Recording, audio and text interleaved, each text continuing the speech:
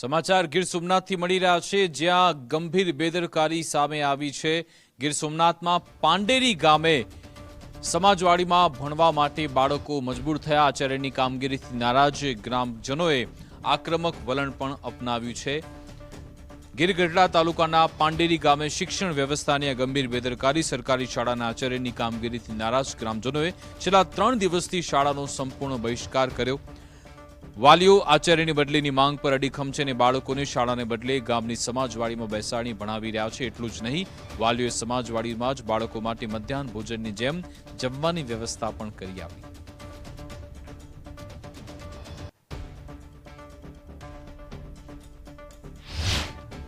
એની પાસે ચાર્જ લઈ અને એને રજામાંથી મેક્યો છે, બરાબર।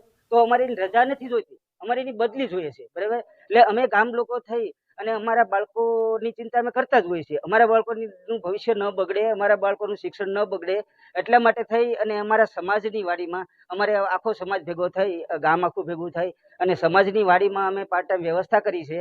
અને આ વ્યવસ્થા અમે કદાચ સમજો કે અમારો પ્રશ્નનો હલ 6 મહિના નહીં આવે ને તો 6 મહિના સુધી અમારા જે યુવાનો છે, શિક્ષિત યુવાનો, તે 6 મહિના સુધી ભણાવશે। બાકી એક પણ સ્કૂલમાં અમે ભણવા મેકશું નહીં અને અમારા તમામ બાળકોની ચિંતા અમે કરશું કે પ્રિન્સિપાલની બદલી થવી જોઈએ। જે આજ દિન સુધી કોઈ શિક્ષણ ખાતામાંથી કોઈ અમને કાંઈ એની ઓલી કરવામાં આવેલ નથી, જેથી કરીને અમારા બાળકોનું શિક્ષણ ન બગડે તે માટે થઈને અમે ગામના જે શિક્ષિત યુવાનો છે તે લોકોએ થઈ અને આ આયોજન કરવા માટે અમે અહીંયા એકઠા થયા છે। પાંડેરી પ્રાથમિક શાળાના આચાર્યને લઈને ગ્રામજનોએ વિરોધ દર્શાવેલો છે। કોઈને કોઈ પેલામાં લઈને આચાર્ય છે એ વિવાદિત રહ્યા છે। પ્રાથમિક તપાસ અત્યારે હાલ ચાલુ છે।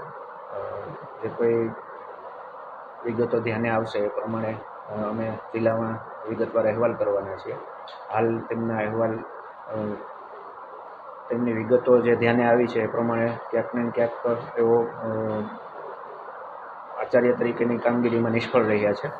એમને લઈને એમને હાલ આચાર્યના પદ પરથી હટાવવામાં આવેલા છે અને સિનિયર શિક્ષકને ચાર્જ સોંપી દેવામાં આવ્યો છે। તેઓને લાંબી રજા ઉપર ઉતારી દેવામાં આવેલા છે।